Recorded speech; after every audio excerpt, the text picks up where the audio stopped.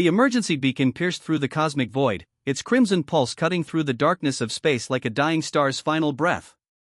Captain Elena Vasquez pressed her bloodied palm against the transmitter, her voice hoarse from screaming orders over the chaos erupting throughout her research station. "This is Kepler Station 7, requesting immediate assistance. We are under attack by unknown hostiles. Repeat, we need help now." Her words dissolved into static as another explosion rocked the station, sending her sprawling across the command center floor. The mining operation on Kepler 442b had been routine until they drilled too deep. The ancient structure they'd uncovered had seemed like the archaeological discovery of the century until the things inside had awakened. Now, her crew of 43 was down to 7 survivors, barricaded in the upper levels while shadowy entities with too many teeth and impossible geometries hunted them through the corridors. Elena's distress call traveled across the galaxy, bouncing from relay to relay, seeking anyone willing to respond.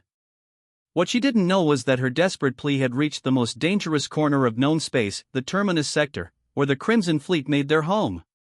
The Crimson Fleet wasn't a rescue organization. They were raiders, mercenaries, and worse, beings who had been exiled from every civilized system for crimes too terrible to catalog. Their ships were cobbled together from the bones of 100 different vessels, painted in blood-red warnings that screamed danger to anyone foolish enough to approach. Captain ZYX Morrigan received the transmission while torturing information from a captured merchant captain. The 8-foot-tall humanoid paused, his forearms still holding various instruments of persuasion, as Elena's voice crackled through his ship speakers. His crew, a collection of psychopaths, killers, and genetic experiments gone wrong, gathered around the communication console with predatory interest. Well, Morrigan hissed through razor-sharp teeth, his voice like grinding metal. "Someone's having a bad day." His lieutenant, a cybernetically enhanced woman with glowing red eyes, leaned closer to the console. "Could be a trap, Captain. Smells too convenient." Morrigan's laugh was like breaking glass.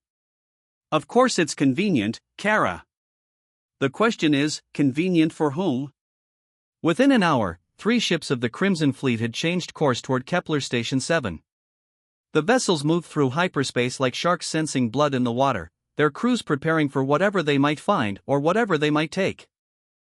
Elena didn't sleep for the next 18 hours. She kept her survivors moving, sealing bulkheads behind them as the entities below seemed to multiply in the darkness. When her proximity alarms finally screamed of approaching vessels, she nearly wept with relief. "Thank God," she whispered, watching 3 ships drop out of hyperspace on her screens. Someone actually came. Her relief turned to ice when she saw the ships properly. Even through the static-filled display, she could make out the blood-red hulls, the weapon arrays that bristled like angry thorns, and the skull and crossbones emblems that marked them as Crimson Fleet vessels. "This is Captain Morrigan of the Blood Reaper," came the transmission, the voice carrying undertones of barely contained violence. "We received your distress call. Prepare to be boarded." Elena's hands shook as she realized what she'd done. In her desperation, she'd called the most dangerous beings in the galaxy. The Crimson Fleet didn't rescue people, they enslaved them, sold them, or worse. She'd traded one nightmare for another. But as the station shuddered under another attack from below, as screams echoed through the corridors and her remaining crew looked to her with terrified eyes, Elena made a choice that would haunt her forever. "Docking Bay 3 is clear," she transmitted back. "Hurry." The next few hours became a symphony of violence. The Crimson Fleet didn't just rescue the survivors, they waged war against the entities with a brutality that made Elena's stomach turn. Morrigan and his crew moved through the station like death incarnate, using weapons that violated several galactic conventions and tactics that bordered on the psychotic. When the station finally fell silent, 7 survivors stood among 37 corpses of the most dangerous beings in the galaxy. The entities were gone, destroyed, or driven back into whatever hell they'd emerged from. But Elena and her crew were now prisoners of people who made the monsters below seem almost civilized.